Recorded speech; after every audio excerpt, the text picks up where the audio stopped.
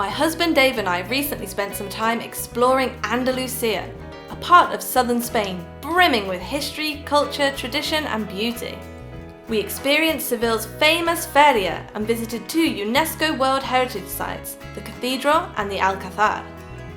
We also went to Cadiz during Carnival. Then I did a solo road trip, which I'm going to tell you and Katie all about during this series.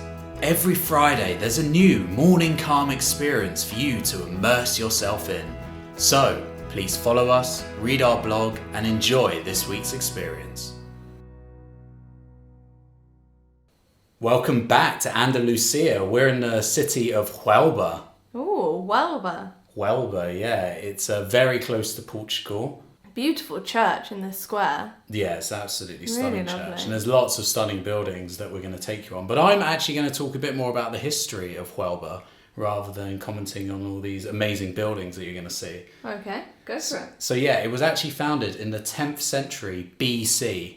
That's right, before Christ, this place. What? So it's been a very important port in Europe, well, forever, I guess, since civilization began. Wow. So yeah, the Romans, the Greeks, the Moors, it was important during World War II. There's so much history, you can't possibly talk about it all. And there's, yeah, as you can see, there's beautiful plazas as well. Which, really beautiful. yeah, I mean, and yeah, there's just so much to see and talk about. So I'm just going to mention a few bits of history. So. Okay. The good old explorer Christopher Columbus actually came here to meet rich sailors, and this is where he met the Pinzon brothers, and they were the ones that went on to kind of fund the first expedition to the New World and discovered the Americas. So yeah, this town has played a very important role in, well, global history. Yeah. So yeah, it's so interesting, and there's even more history here. The poet and winner of the Nobel Prize in Literature, Juan Ramón Jiménez. Hey, I know him. We're reading his book right now. We are reading his book. I didn't know if you were going to recognise the author's name. Yeah, he wrote Platero, which we're currently reading a children's version of in Spanish to try and improve our Spanish. We are. It's a very beautiful book, actually. Very poetic. So he was from here? He was from here, yeah, and Wow. there's statues dedicated to him, and yeah, there's so much history walking around these streets. You just really soak it in.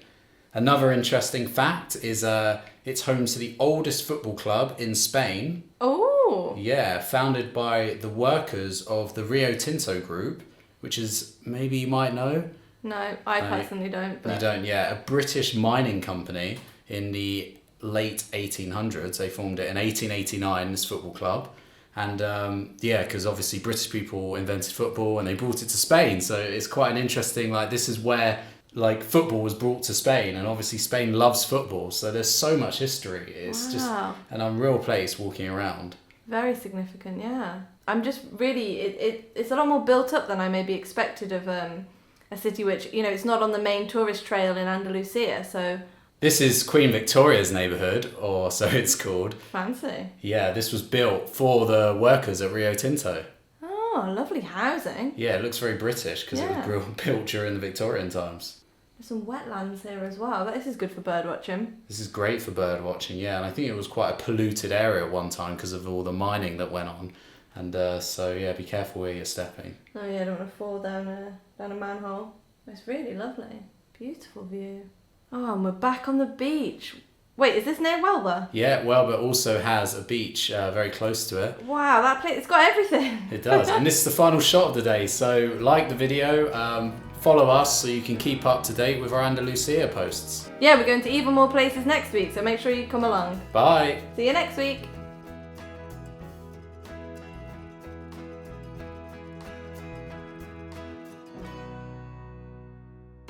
Are you looking for a new challenge or a new way to use your headset? Why not start learning Spanish in a virtual environment? With excellent instruction from the talented teacher Jen, we'll get you speaking Spanish in no time. You'll use your new language skills out and about with virtual amigos from around the world. Our 3-hour virtual reality course is supported by additional learning materials in the real world. And this is all available free at morningcalmproductions.com/dynamic.